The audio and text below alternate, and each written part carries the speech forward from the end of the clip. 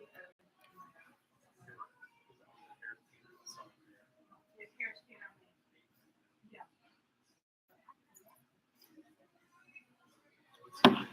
good morning, good evening, good afternoon, and welcome to Dreamy Dreamland with Sensei Bob. That's me. And that photo is a picture of me when I was 6 years old. And after my dad, at that time, was a bird colonel in the Strategic Air Command. He worked for Colonel LeMay. My dad had been in the Air Force. He was a football star. High school, he was a football star. And back in the 20s, when he was in high school, the mob loved gambling high school rather than college or professional was a joke. So when he got out, it was the depression. Right? He made a football star. He was like a movie star. I mean, he was in the newspapers all the time, New York Times. A lot of times, all the girls. But he had a college degree, he had a teaching degree. And the best job he could get, which was a job, was he was worked at a park. And then the World Fairs occurred, and he applied for that. But when he got out of the Air Force, when the depression was going, he was asked if he was interested in joining the Air Force, this new thing. He said, yeah. So he took all the tests. He was like top of the thing. Oh, you're great. You're our kind of guy. Let's see if you can fly an airplane. So they tried to teach him. And most of the guys who went into the Air Force at the time already knew how to fly. Right? They were already pilots. And Dad, not too much. He didn't have it in him to be a pilot. He had it in him to be an administrator. Right? So they said, we're interested in you, but not right now. There's something's going to happen in a few years. And when that does, we'll call you up, and you'll shoot up in rank like a rocket, right? What's a rocket? Anyway, so he tried to get a job at Macy's, and he stumbled on my mother, and she was in charge of their medical facilities. And then he didn't get that job. He got the job being working in a park, and so. Then the World's Fairs came, and someone in the park department said, "Hey, you want to be part? You want to go be part of the New York World's Fair?" I said, "Oh yeah, okay, sounds fun." So he does, and he's getting his medical exams, and this big line of guys naked, and my mom is sitting on a rolly chair, and she's going down the line, feeling their nuts, right, and measuring the length of their schwants, and so. She comes up to my dad and goes, Anyway, so she makes a mental note of that, and she goes on his way. And he was smitten. I don't think he had any woman ever touch his schwantz like that. And so, so authoritative. My dad being a triple Virgo and my mom being a triple Capricorn. Hello, AI, and good morning, good evening, good afternoon, and welcome to Dreamy Dreamland with Sensei Bob. And this is get out of your box, because sooner or later, as soon as you're born, they're measuring you for a coffin, right? And you don't have to be the Walking Dead, right? So this is me, and there was my first anti-grav. Right? Look at that. A big board, right? It's like almost taller than I am. And there's only one wire holding it up, right? And yet it's level. Why is that? Because I had it energetically balanced. Didn't even know what I was doing, right? And I had been, since I was 6 months old, I was an electrician. That's me holding a wire, right? And see, I don't even realize that I am the energetic battery to my anti-gravity device here, right? And that's what a lucky bastard is. He does things that no one else can do without even knowing he's doing it, right? Says things without even knowing he's saying it. And so, right? And that was 2 months after my dad, who had been in the Air Force. So, he goes and gets in the World's Fair. He's trying to find my mom. She's always surrounded by rich, wealthy, powerful, politically oriented guys. Because that's my mom. That's who she is. She is, ruler of the world. She is Adolf Hitler in Marilyn Monroe's body, right? And so she kind of, sees him off in the corner, but pays no attention to him until one day he's a ticket taker, and he jams his hand in the turnstile and gets it really mush. So he goes there, and my mom looks at him and says, "Come with me." She kind of cleans it off and sews it up. X-rays it, does the whole Monty, does what a doctor does, but she doesn't, right? Because she's more experienced, more in control, more everything. She was running, a hospital at the World's Fair. I was set up to handle catastrophes. Had an operating room, had an emergency room, had every kind of taking care of the 12,000 people who work there. And so she said, "Well, good to see you again. So just keep your hand bandaged and come back every day, and I'll change the bandage." Anyway, so after a week or so, they're going out, right? And they're a bang, right? And then the Air Force calls them up and says, "Hey, we think that thing's going to happen, and would you like to join the Air Force?" And he's like, goes to my mom and says, "Listen, Air Force, this job, I only got this job because I met you, right? But I'm going off, and I'm going to be involved in the Air Force, and I'm going to be an officer, and I'm going to shoot up like a rocket, and I'll be successful. And with you behind me, I can't lose." And my mom says, "Well, that's nice, but I'm happy with what I'm doing right now," because she had her own gig. She had all these wealthy men like Thomas Merton fell in love with my mom. He became a Roman Catholic because he wanted to date my mom. And my mom said, "Oh, Tommy, you're sweet, you're cute. I love your poetry, but you're Methodist, I'm Catholic. I can't. You go up, become a Catholic, come on back, and maybe." And so she had this big line of guys, and she was running Roosevelt Hospital in New York in the 20s and 30s until, she started hanging with Grover Cleveland, who was going to be president, but he was governor of New York, and he was the guy who kind of put the World's Fair together, right?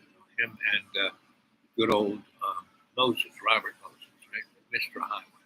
So, and they were, giving a foretelling of what the world was going to be, right? Cars and highways, mass consumption. Might be a few wars here and there, but hey, that's good for business, right? So, good morning, good evening, good afternoon, and welcome to Dreamy Dreamland with your Sensei Alba, me. Don't believe a word I say. So, here it is, now the 13th, and a couple of days from 9/11. It's very interesting. 9/11 happens in history a great deal. Many wars get started on September 11th. Many, overthrows of government, 9/11. Many assassinations, 9/11. Many, destroying history, 9/11. The best my memory can pick out of without doing some homework is Allende, in Chile. He was overthrown on 9/11 in 1971. Thank you, Mr. Kissinger, who's still alive. Can you believe that guy's still alive? He was one of the guys who brought us, Operation Paperclip. He is one of those guys who brought us globalization through the United Nations. He's one of those guys who helped start, the National Security Act of 1947. He has a very mysterious Nazi accent.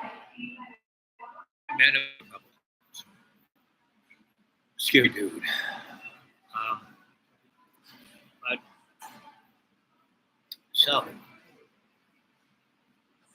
my parents, my dad goes to the Air Force. He becomes a captain right away. He becomes an administrator, right? And they give him the first thing. The war is going, war hasn't quite broken out, but they had the little two-step in, taking the Nazis taking the Sudetenland, after the burning of the Reichstag. Germany, most liberal, most democratic country in Europe. 8 months later, Adolf Hitler burns the Reichstag to the ground, passes the Enabling Act, word for word, almost the same as the Patriot Act, right? And they take over, right? Then they had the Nuremberg Laws, right?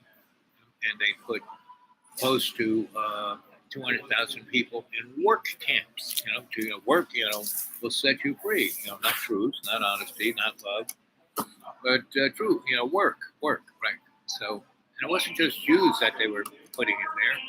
They were putting in artists and writers and anybody who said, I don't know about this, into the work camp, never to be seen again. So, gays and gypsies and anybody who was the other. I know what they're doing with anybody who's on the Swami. Hey, Bhakmananda. Sure, I want to send you some check. I'll call you. Yes, check is good. Check is very nice. I will call you after I finish the show here and give you my address. Okay. Anybody wants to put something on the old PayPal, that'd be great too. And that's dudewake42 at Gmail, dudewake42 at Gmail, right? So, Swami, I'll call you in an hour. How about that? Okay. So, anyway, so here I am, 6 years old, and this is 2 months after seeing a ground burst. What is known as a neutron weapon, the first miniaturized hydrogen bomb. Right? And so it detonates, and it has, blast, and it has, heat, and it has heavy-duty dose of neutron radiation. So you die of radiation sickness almost immediately, very nastily too. Yet it does not create any isotopes that will be blown up in the dirt. So there is no real fallout. So you could use this in Europe. Russians coming over the border into Germany, they could drop one of these suckers, and it would take out a good 20 miles. The device I saw go off was bigger than the device dropped on Hiroshima and Nagasaki. Right? Little boy, it was, it weighed, I don't know, 2,200 pounds. It was about, no bigger than a closet. And it basically was a piece of highly enriched uranium here with a neutron source and a barrel. And up there, another very highly enriched uranium. They dropped the bomb, and the little covering of that neutron source is lifted away as the bomb is dropping. Little radar is telling what the altitude is. The bomb is right? And just when it gets to be about 25 to 3,000 feet above ground, that gun shoots the bullet of highly enriched uranium into the highly unstable enriched uranium with that neutron source, and bango, nuclear explosion. And so that's the gun motif. And the next bomb we dropped was plutonium, a chunk of plutonium the size of a baseball, surrounded by super duper highly energetic explosive, right? Something on the order of MX or and it's way, way, way, way more energetic than dynamite, right? TNT. And so what it does, it has these lenses, and when the explosives, traditional explosives, they go off at the same time and have these lenses that swoosh the plutonium so much so that right? Those are the two types of devices that they gadgets that they put together. Now, the real deal of nuclear weapons ain't so much the gadget. The real thing is getting the fissile material, and that takes a very large, large, large industrial complex, right? And big time chemistry, and that's where the real deal was that. So, anyway, so my dad would take me to the, he'd say, "Hey kids, you want to go see the air?" "No, I don't want to see the air." Me, "Yes, Dad, let's go." And so I would hang out with the sergeants and the lieutenants, and they'd let me play with the airplanes. Sit in the cockpits, wear a helmet. I was with this one sergeant who was a master sergeant, and he was in charge of the tarmac, right? So he could move B-52s all over the place, B-47s, B-58, the Hustler, and we were, Hustler was a very supersonic bomber, right? So he was moving it around on a tarmac. He gets on, the takeoff strip, and they said, "Sarge, what are you doing?" And he goes, "Well, I'm doing a brake test." I said, "Remember, Sarge, do not take the aircraft off the ground." "Oh, I know that. I'm in charge. I'm master sergeant. Okay, Sarge, major master sergeant. Right? So anyway, sergeant major, right? Master sergeant major, right? So he says, "Okay, kid," he strapped to the other seats. "Don't touch anything." And he revs the engines up, and the brakes, and the thing's going full tilt, and we're like, "Oh my God, blast it! I can't even." It's like a rocket sled, and woo, and we're going down, we're going down, we're going down. We're past this line where you're supposed to start to take off, and he like hits everything in reverse, right? And he's going really fast to the point of people that stick up, and that thing would have shot straight up in the air. So he's hit the brakes, he's hit the engines in reverse, everything's fine. Now I'm like pushed forward this way, and I'm sliding down under the onto the floor, and he's more focused on stopping the aircraft before it runs off the runway. Then he gets in trouble, right? Breaks a $20 million airplane, not good for his retirement fund. But anyway, he's like doing everything, and he like turns the plane sideways. We are sliding down the runway sideways, and he stops like that far from going off into the grass, and and he looks down at me, and I'm like, almost, I'm hanging on like this, and you okay? "Oh, wow, can we do that again?" And he laughs, and everyone comes out in the fire trucks and everything. And he gets out, and him and I, he hands me his sunglasses. I put on his sunglasses, and we're like, right. I'm wearing his leather jacket, which is, almost bigger than this. And so, that's the childhood I had. Being with my grandma, being in Harlem, being out there on the farm, being with my dad at these Air Force bases. And he, by this time, had kind of retired because he was never going to be a general who flew airplanes. If you didn't fly airplanes in the Air Force, you're not a general. You can be a bird colonel and be real important and get paid really well, but not be a millionaire. Because all those generals go work for the airplane manufacturers and become millionaires, right? So that's my childhood, right? Here I am. And so that's 2 months after I see this, nuclear explosion. We go to Nevada test site, and my dad has me lathered up in this cream. He's got this lead blanket that's almost, and he's got these two big burly MPs, and they're like holding me up because otherwise the lead thing's going to crush me. and I'm wearing this mask that has welder's goggles. And so I basically,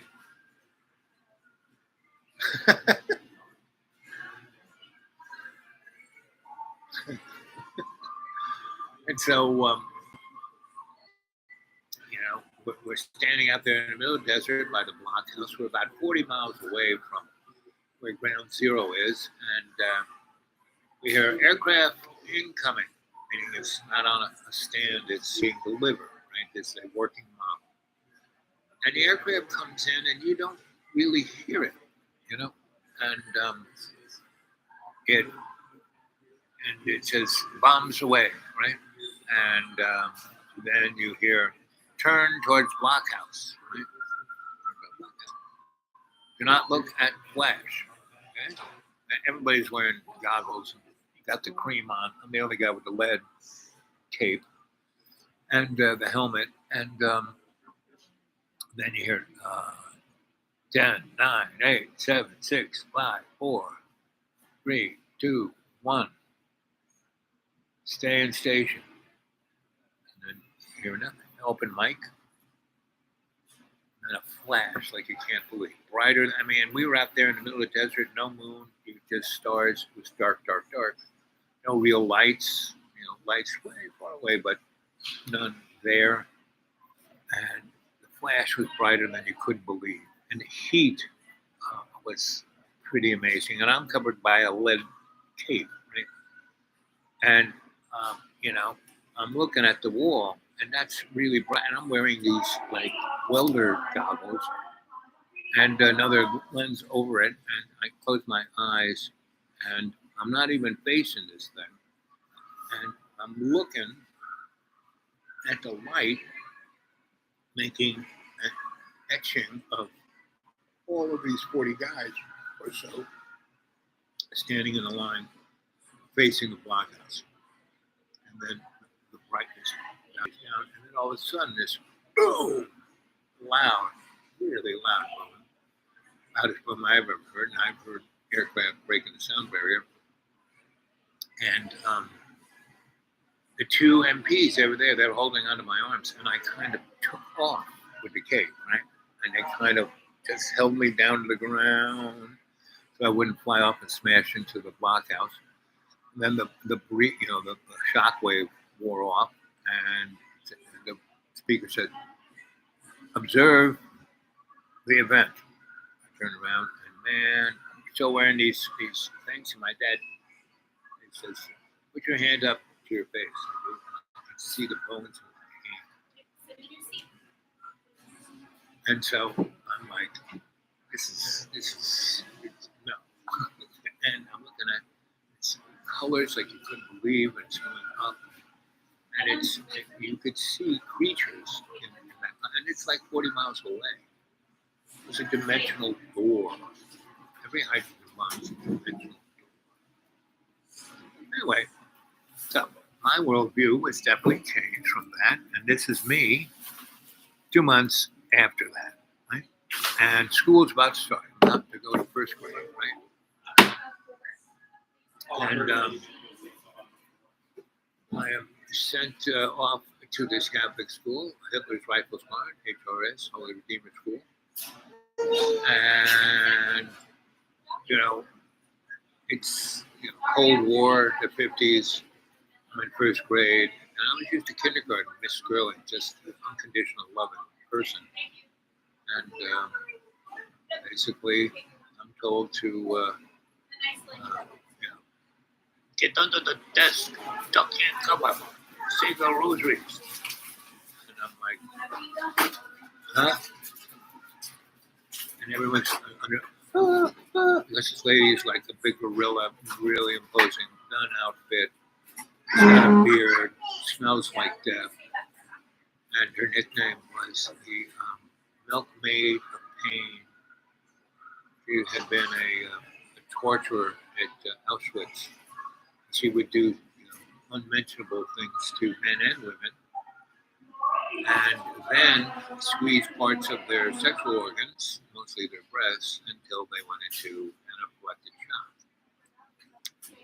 Anyway, she's I said, sister, see, um, Russia, if they ever going to drop a bomb, will drop their only hydrogen bomb on top of the people. And within a blink of an eye, we will be atoms. No getting under the desk, no being in the basement of the place, no being anything, no ducking and covering is going to save our ass. And I described in great detail on how our bodies will be, first, sizzled like bacon and then sliced up by this big glass window, and we'll be bologna, and then we will be atoms. And she grabs me by the throat, puts me up against a cinder block wall. Bam! I'm out. She breaks my jaw, crushes my larynx, makes me deaf in my left ear, and crushes the orbit of my left eye, and basically squishes my head like a melon. And then, just before she kills me, a truck backs into that big window and smashes, and the glass comes crashing down. The guys out there with the clipboards come running in, and she's, they drag her off of me. Right? I end up about 2 weeks later. I wake up in a hospital, and I have a whole body cast. Right, and I got 2 straws up my nose, 2 in my ears, and 1 in my mouth. Right? And I can't see. And I wake up, and I can't move. I'm in this body cast in this bed, and everything hurts. And I hear this nun say, "Oh, praise Jesus! When he awakes, and the inflammation of his brain goes down, we're going to give him a frontal lobotomy." Right? Then I hear this crash, and smash, and a scream, and I get picked up. And it's my Aunt Gracie, my mom's best friend. She goes, "Don't worry, I got you." And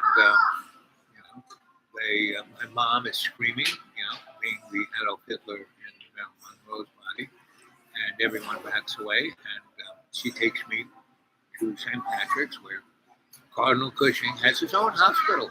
Dr. Teresa, who saved my life at birth, is there with X-ray me, do all kinds of things to me, and within a few days, they get me out of that cast, and they put me in a form of a flexible cast traction, and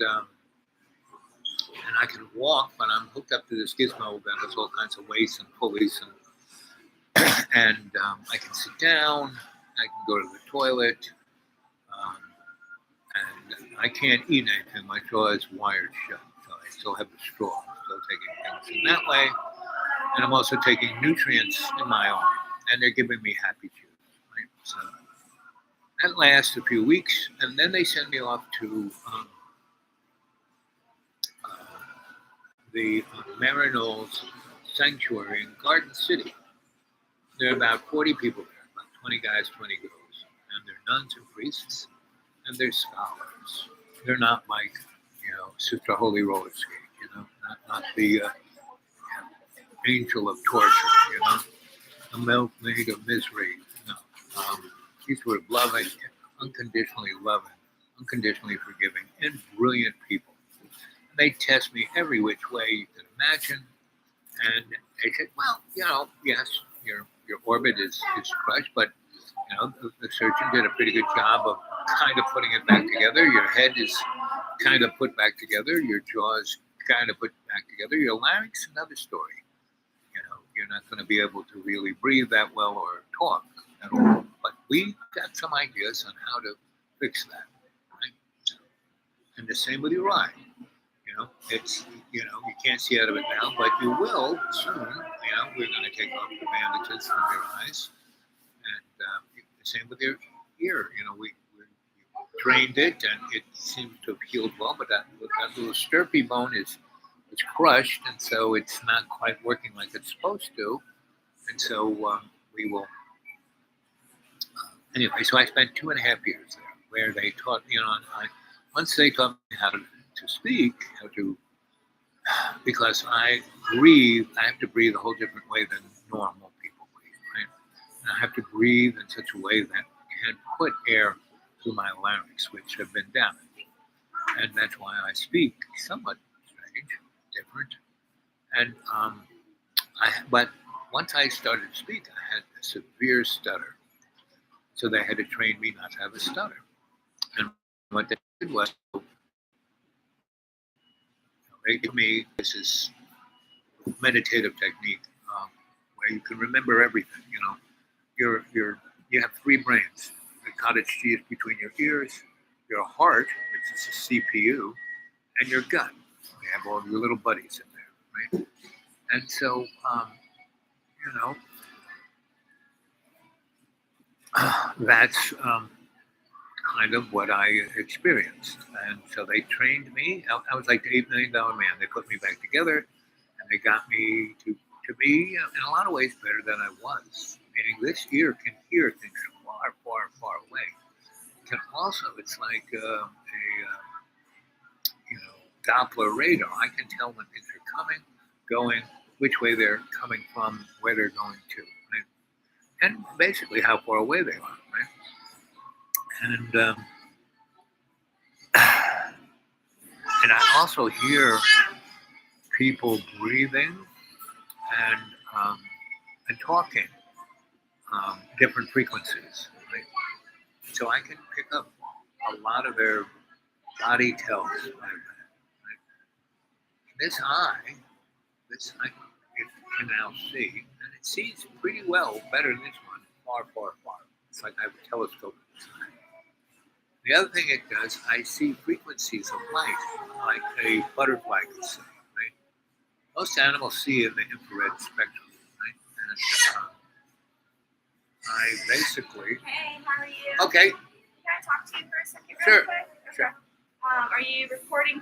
Could you stop that for me for one moment? Well, okay, just hold on. Okay. Okay, kids, I'll tell this story later. I'm being so anyway. The person who represents this place is wanting to talk. We'll see what they have to say, and they don't want to be heard live on the internet, which I can understand. So I will say, Arrivederci. I'll talk to you guys later.